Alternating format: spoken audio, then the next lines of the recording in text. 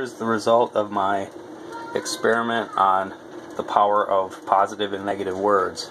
So both these apples were, well, this was one apple cut in half a couple weeks ago, and I didn't remember to talk to them with negative or positive words every day, but probably about 4 times I did it. And I said things like to this apple, that's why I taped a positive sign so I'd remember which one was which. I said things like, you're wonderful, you're beautiful, I love you. This one I said, you're awful, I hate you, you're terrible, you know, you're no good, things like that. So, again, cut from the same apple, put in clean containers. The first day I had them uncovered and I thought, you know, they're just going to dry out and no mold or anything, so I covered them both on the second day. This one, it's a little mushy to the touch. You know, right there you can see the mushiness pretty clearly, and virtually no mold. That side looks like you could still eat it. If you didn't know, other than that bad spot where it was sitting, if you didn't know that this was a 2-week-old cut open apple set out in room temperature, you'd probably take a bite of that. This one is super mushy. Look at this. Look at the mold growth coming off of there.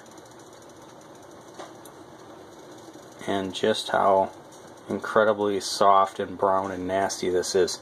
You wouldn't want to take a bite of one little section of this thing.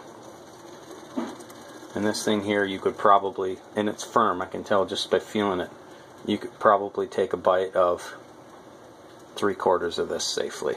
Maybe just wash it off quick. So, that's the power of our words and how we can affect things around us. And just imagine what we do to people, you know, and their cells, like people getting diseases and things like that, or even yourself, by the power of negativity or positivity.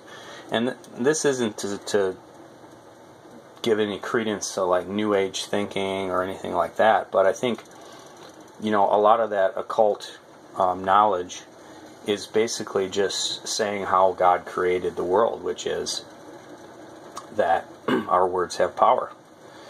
And, you know, there's plenty of things in the Bible talking about, you know, how our words matter, and Jesus himself being the Word that became flesh. So, I'm going to do another experiment. I got some rice cooking, not for this experiment, just cooking, but I'm going to take some of it and do the same thing. So, enjoy.